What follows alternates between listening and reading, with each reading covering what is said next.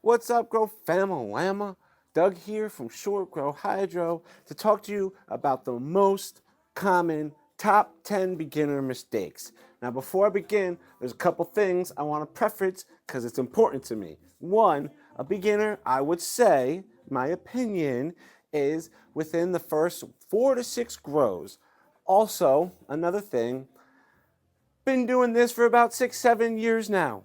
So I've seen a lot of beginners go from beginner to intermediate to advanced. Just to be clear, I'm not trying to toot my horn. I'm just saying I've seen the process hundreds of times, if not thousands by now. So heed my words. Now, without further interruption, let's get into the top 10 list. Number 10 happens all the time. Oh, by the way, we're going to go in importance too, one being the most important and the most common. But number 10 is calling it dirt and not soil. To be clear, the definition of soil is essentially a living organism. It's alive, it's got thousands, if not millions or billions of other organisms within that ecosystem, and soil is alive, whereas dirt would be more akin, for the sake of example, as like clay or soil-less media, something that does not have that biology specifically. Okay, number 9. This might be higher on the list, I don't know, but chasing someone else's garden. A lot of beginners start on Reddit or doing experiments or YouTubing and all that jazz. See an intermediate, probably more likely an advanced grower on the internet, and I'm gonna do that. So just to be clear, the chances of doing that are impossible because you're not that grower, you're not in his environment, you're not using, I shouldn't say his, their genetics, you're not that grower, and you're never going to be. And that's okay, because you should be focused on being you, doing what you want to do on your garden so you have a more favorable experience when you're doing your garden therapy. Whew, that felt good to get off the chest. Okay, number 8, thinking you're going to master it immediately. This is specifically for the 2 to 3rd time growers. The first timers are normally mostly humble. They're like, I'm gonna be cool, I'm gonna do this right, I'm gonna take a lot of advice, and I'm gonna listen. It's generally those 2 to 3rd to even 4th time growers that are like, I fucking mastered it. I'm gonna be honest, 4 grows is like 2 years. I've been doing this almost 20 years, and I feel like the other staff have been as well, and I think they'll agree with me when I say that I'm still learning. So the chances of you mastering it as a beginner in your 4 to 6 grows are very slim. Whew. Number 7 on the list of top 10 most common beginners' mistakes is giving unsolicited grow advice. We all want to share our experiences, and we're all going to learn from sharing. However, unsolicitedly sharing and oversharing is a thing. So keep that in mind when you're around other growers. Number 6, I'm not trying to upset anybody when I say this, but not killing your runts or extra clones is only going to cause you more problems in the future. And it's a common thing to feel bad about killing plants. Now, don't get me wrong, I don't enjoy killing plants. I don't enjoy killing anything, furthermore. However, I'm not naive to the part of farming and tending for life is also killing. It's removing life. It's culling the herd. It's natural is my only point, and it's not something that we should feel ashamed about doing.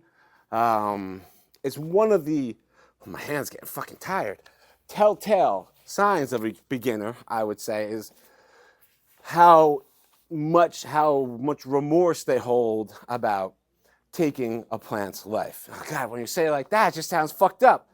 However, I gotta stay true to my number 6, is that it is only natural.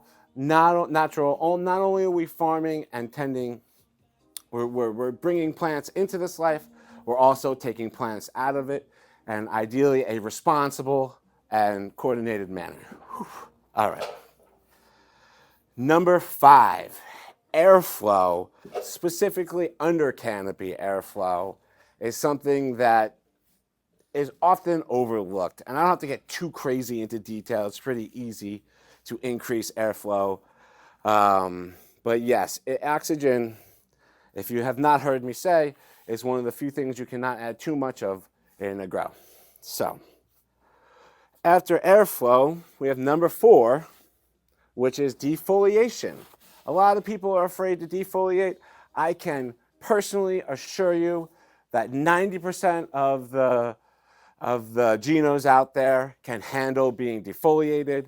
One of the old farmers I used to work for, he always used to say, Doug, you're only gonna piss them off.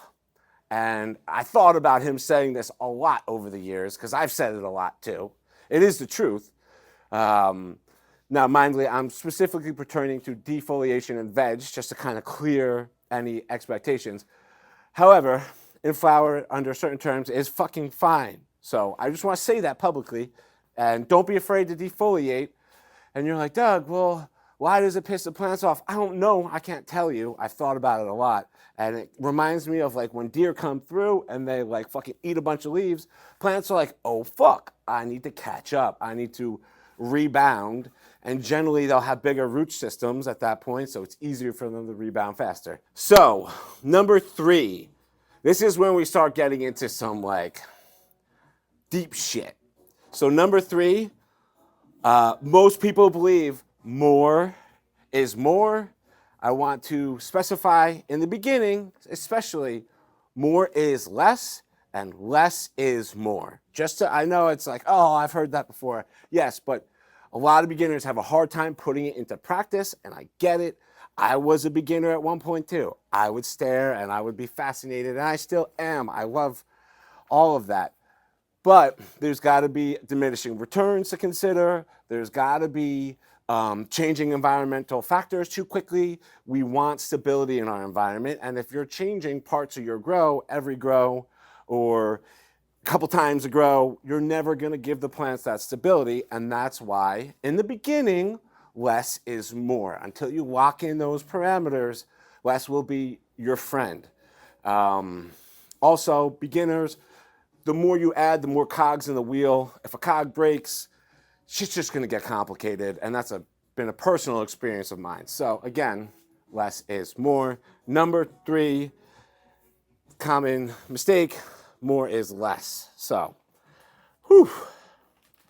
Number 2, the rule of thirds, big one. The rule of thirds in a nutshell is from the top of your pot to the bottom of the light at its highest setting in your environment is your overall growing space. Now on the bottom third, let's say you measure that and it's 9 feet.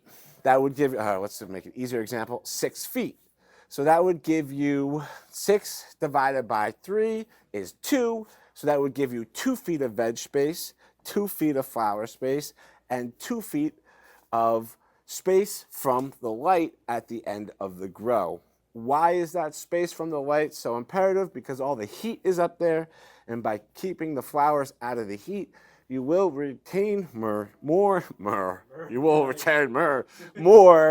terpenes and cannabinoids and chemical components that we want.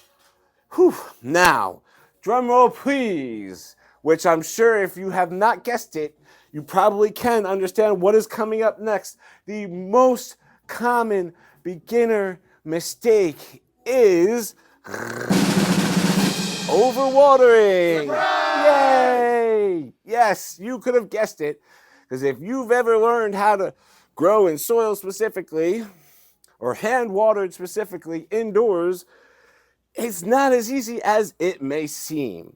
Hand watering, there's not a lot of, what are the common things? So number 1, lift the pot. Always lift the pot. Less is more. You can always add more water in if the soil gets too dry. However, if it gets too saturated, especially in the first couple weeks, when you've got like a big pot and a small plant, it's going to stay saturated for too long. Any saturated soil for over 4 to 8 hours starts to lose access to oxygen, and the plants, like we talked about earlier, like a lot of fucking oxygen, especially at the root zone. So, lift the pot. People always ask us every single time, Doug, how often should I be watering? Tom, how often should I be watering? Ninja, how often should I be watering? The answer is always the same. When the plant is thirsty. When the plant, you lift the pot and it's very light, the plant is perhaps talking to you. It's saying, ooh, water me, water me. That is when you should water.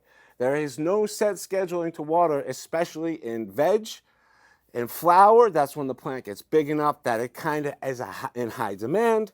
That's different, but there's still not a schedule. The answer is when the plant is thirsty, that is when you should water.